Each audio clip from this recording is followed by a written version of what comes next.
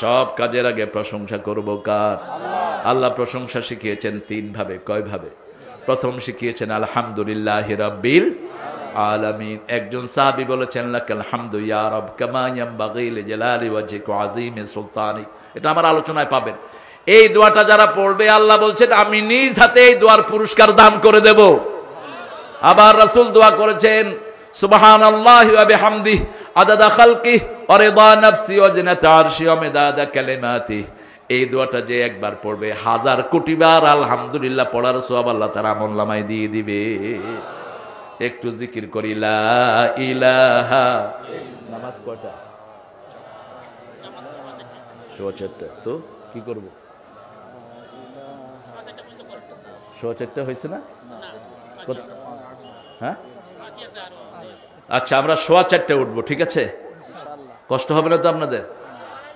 বাবাজি বাড়াই দিলে আসর আসর আসর আসর হলো নামাজের মধ্যে সবচেয়ে দামি নামাজ। দেখেন আমার কিন্তু ভূমিকাও আমি নেই না, আমার শুরু থেকেই কথা শুরু হয়, ঠিক না ঠিক? হিসাব করে দেখবেন কয়টা আয়াত পড়েছি, হিসাব করে দেখবেন কয়টা হাদিস পড়েছি। আল্লাহ আমাদেরকে কবুল করুক। গজল গজল, হ্যাঁ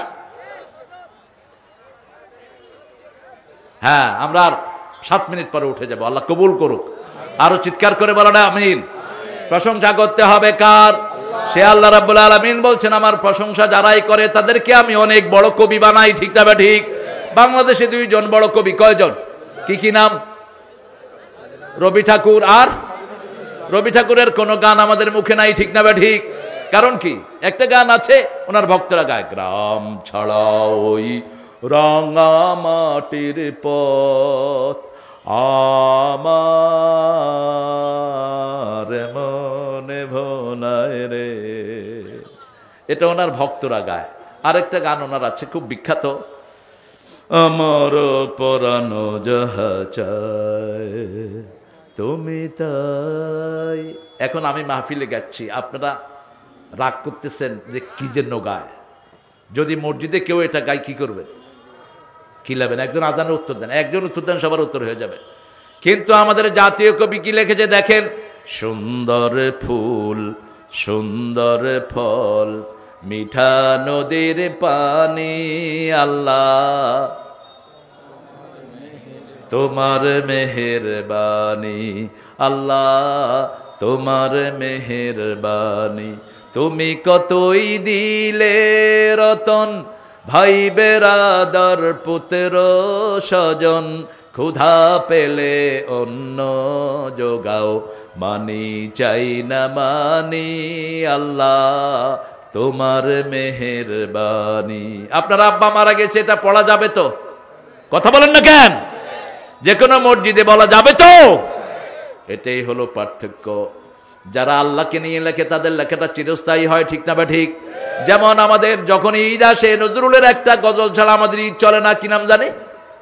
ও মনে রমজানে রে রোজার শেষে এলো খুশির ঈদ, তুই আপনাতে আজ বিলিয়ে দে শুন আসমানি তাগিদ, তুই পড়বি ঈদের নামাজ রে মন সেই ঈদ গাহে, যে ময়দানে সব গাজী মুসলিম হয়েছে শহীদ। শহীদ হতে চান তো? শহীদ হতে চান তো মুসলমান? হাত তুলে দেখান কারা কারা চান।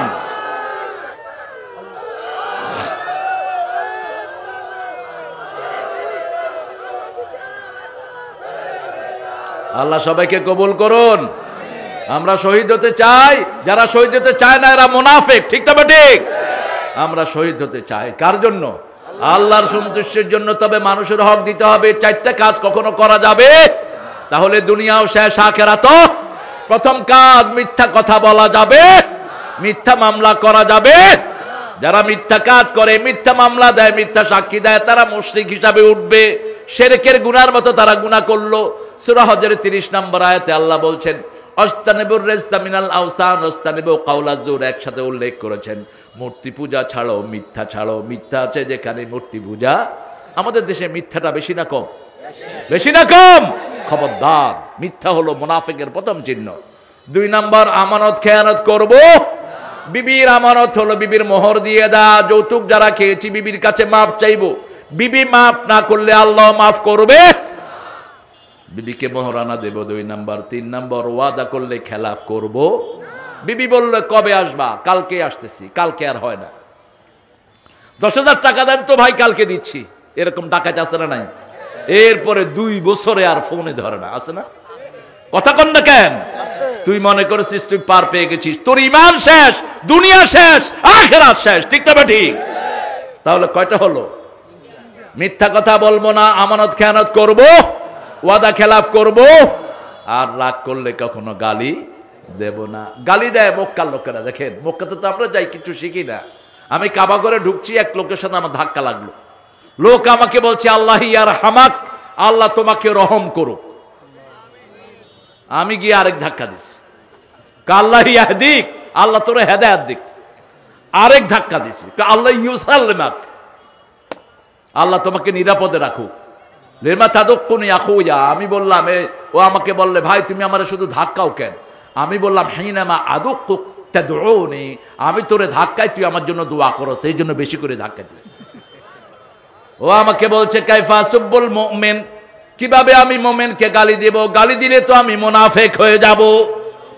হাদিস খুলে দেখি মুসলিম শরীফের বর্ণনা, মা আয়েশাকে রাসূল বলছেন, হে আয়েশা তুমি যে আমার উপর রাগ করো আমি কিন্তু টের পাই। আয়েশা বলছেন কিভাবে বলেন তো? রাসূল সাল্লাল্লাহু আলাইহি ওয়াসাল্লাম বলছেন তুমি যখন আমার উপর রাগ করো তখন বলো ইব্রাহিম আলাইহিস সালামের আল্লাহ আমাদের উপর রহম করুক। এবার আয়েশা খুশি হয়ে বলছেন এখন আমি খুশি থাকলে কি বলি বলেন? মুহাম্মদ সাল্লাল্লাহু আলাইহি ওয়াসাল্লাম বলছেন তুমি খুশি থাকলে বলো মুহাম্মদ সাল্লাল্লাহু আলাইহি ওয়াসাল্লামের আল্লাহ আমাদের উপর রহম করুক, তখন আমি বুঝি তুমি আমার উপর খুশি আছো। আপনার ঘরের বিবি আপনার রহমত, ঠিক না ঠিক? মেয়ে বেশি যেখানে রহমত বেশি। মেয়েদেরকে আল্লাহ নূর উপাধি দিয়েছেন। কি উপাধি দিয়েছেন? অনেক পিতা মেয়েদেরকে জমি দেয় না, এরা জাহান্নামী দুনিয়াতে থাকতেই। রাসূল বলেছেন বহু পিতা মাতা দুনিয়া থেকে জাহান্নাম ঠিক করে আসে। জান্নাত এবং জাহান্নাম বানানোর জায়গা দুনিয়ায়, ঠিক না ঠিক? আপনি এখান থেকে আজকে যদি গুনাহ থেকে মাপ চান, আপনি একাই কি আল্লাহকে বলেন আল্লাহ আমি সুদ খেতাম, ঘুষ খেতাম, মিথ্যা কথা বলতাম, এখন আমি তোমার গোলাম, তোমার কাছে ফিরে আসলাম, আমার সব গুনাহ মাফ করে দাও। মাফ করে দিবেন কে? কে মাফ করে দিবেন? কত সহজ আমাদের জন্য। কিন্তু মৃত্যুর পরে মাপ পাওয়ার কোনো উপায়? এখন আজকে যান ঘরের ভিতরে যান, মেয়েকে অধিকার দেন নেই, মেয়েকে ডাকেন মা ভুলে তোমার ভাইদেরকে সব দিয়ে ফেলেছি, তুমি আমাকে মাফ করে দাও, অথবা তোমার অধিকারটা তুমি নাও। তাহলে আপনার উপর খুশি হবেন কে? আল্লাহ খুশি, আপনিও খুশি। এই মেয়েদের অধিকার দিয়েছেন কে দিয়েছেন? আবার কিছু পিতা আছে এক ছেলেকে বেশি আরেক ছেলেকে তেজ্য করে দেয়। এরকম পিতা আছে না নাই? তেজ্য করেন কেন? তেজ্য করলে তো সেই ছেলে আপনার কাছে থাকবে না, সে তো আপনার থেকে দূরে সরে গেল, ঠিক না ঠিক? আপনারা দেখেন ইয়াকুব আলাইহিস সালামের ছেলেরা, এই যে ইউসুফ আলাইহিস সালামের ভাইরা, কয় ভাই ছিল? 11 ভাই। 10 ভাই ওনাকে কুফে ফেলে দিছে, ঠিক না ঠিক? ওই ভাইদেরকে কি উনি বের করে দিয়েছে বাড়ি থেকে? বের করে দেয়নি, ওদেরকে কাছেই রেখেছে। ওরা তাদের ভুল বুঝেছে 34 বছর পর। কত বছর? 34 বছর পর বাপের পায়ে পড়ে ক্ষমা চেয়েছে, ঠিক না ঠিক? সাইয়েদনা ইউসুফ আলাইহিস সালাম মাফ করে দিয়েছেন। দা তাসরিবা আলাইকুমুল ইয়াউম। যখনই এই 10 ভাই একসাথে মিশরে গেছে, ইউসুফ আলাইহিস সালাম দেখেই তাদেরকে চিনে ফেলেছে, কারণ ভাইকে ভাইতে চিনবেই, ঠিক না ঠিক? ভাইদের এই জায়গাটা মিল হয়, মনে রাখবেন। ভাই বোনদের কোন জায়গাটা মিল হয়? এই জায়গাটা মিল থাকে বেশি। এই জায়গার মুখের এই জায়গাটা। যখন তিনি চিনলেন তিনি কিচ্ছু বললেন না, বললেন তোমার ভাই আরেকটা আছে বনিয়ামিন, তাকে নিয়ে আসো। তাকে আনার পরে নিজের কাছে রেখে দিলেন।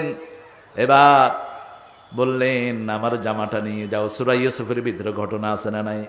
ওই জামাটা ছিল জান্নাতি জামা। কিসের জামা? ওই জামাটা ইব্রাহিম আলাইহিস সালামকে আল্লাহ দিয়েছেন যখন এরা আগুনে ফেলে দেয় উলঙ্গ করে। ওই বেহেশতি ড্রেস আল্লাহ ইব্রাহিম আলাইহিস সালামকে পরিয়ে দিয়েছেন। ইব্রাহিমের ছেলে ইসহাক, ইসহাকের ছেলের নাম কি? ইয়াকুব, ইয়াকুবের ছেলের নাম ইউসুফ। ওই জামাটা ছিল ইউসুফ আলাইহিস সালামের গলায় পটলি বাঁধা। যখন উলঙ্গ করে ভাইয়েরা তাকে কুফে ফেলে দেয়, জিবরাইল আমিন, আল্লাহ পাঠালেন জিবরাইল আমিনকে, যাও এই জামাটা আমার ইউসুফকে পরায় দাও যাতে তার শরীরে কোনো ব্যথা না লাগে। কূপের ভিতরে ফেলালো, ব্যথা লাগলো না। ইউসুফ আলাইহিস সালাম শেষে বলল, এই জামাটা নিয়ে যাও, নিয়ে তোমার বাপের চোখে দাও, বাপের চোখ সাথে সাথে ভালো হয়ে যাবে। কোথায় মিশর, কোথায় কেনান, 8 দিনের রাস্তা। যখনই জামাটা ইউসুফ আলাইহিস সালাম বের করে দিলেন, সাইয়েদনা ইয়াকুব আলাইহিস সালাম বলছেন, ইন্নী আজিদু রিহা ইউসুফ, ইন্নী লা আজিদু রিহা ইউসুফ লাউলা তুফান্নাদুন, আমি আমার ইউসুফের ঘ্রাণ পাচ্ছি। সুবহানাল্লাহ। তোমরা যদি আমাকে পাগল না ভাবো, কারণ জান্নাতি জামা যদি যে কোনো জায়গায় একটা ছাড়া হয়, সারা দুনিয়া ঘ্রাণ হয়ে যাবে। ঠিক না ঠিক? হুরদের একটা রুমাল যদি এখানে ছাড়া হয়, সারা দুনিয়া সুগন্ধে ভরে যাবে। এই জন্য এই পচা দুনিয়ার আশা করব না, আসল দুনিয়ার আশা করব। ঠিক না ঠিক? যে কোনো সময় মারা যেতে পারি। আর যদি ঈমান নিয়ে মারা যাই, মৃত্যুর পরে আমার কথা শুনবেন কে? কে কথা শুনবেন? এখন আমরা চেষ্টা করে নামাজ পড়ি, অনেক সময় কাপড় ঠিক থাকে না, অনেক সময় ঠিক মতো লুঙ্গি ঠিক থাকে না, তারপরে ভিতরে দাঁড়িয়ে দাঁড়িয়ে অনেক বাজে চিন্তা আসে। তারপরে আল্লাহ বলছে, চেষ্টা কর, আমি কবুল করে নেব। সুবহানাল্লাহ। আযান হলেই মসজিদে চলে যাও, যত ভুল থাকে মাফ করে দিবেন কে? আবার সালাম ফিরিয়ে পড়ো, আস্তাগফিরুল্লাহ আস্তাগফিরুল্লাহ আস্তাগফিরুল্লাহ। নামাজে যা ভুল ত্রুটি হয়েছে সব মাফ করে দিয়েছেন কে? আবার রাসূল বলেছেন, ওযু করছো, হাতের গুনাহ মাপ, মুখে পানি দিচ্ছ, মুখের গুনাহ মাপ, পায়ে পানি দিচ্ছ, পায়ের গুনাহ মাপ। যদি কবিরা গুনাহ থেকে তওবা করো, সব গুনাহ মাফ করে দিবেন কে? এখন যখন মসজিদের দিকে যাচ্ছ, জান্নাত তোমার সামনের দিকে আছে। আমার আল্লাহ রাব্বুল আলামিন সেজন্য বলছেন, সব সময় প্রশংসা করতে হবে কার?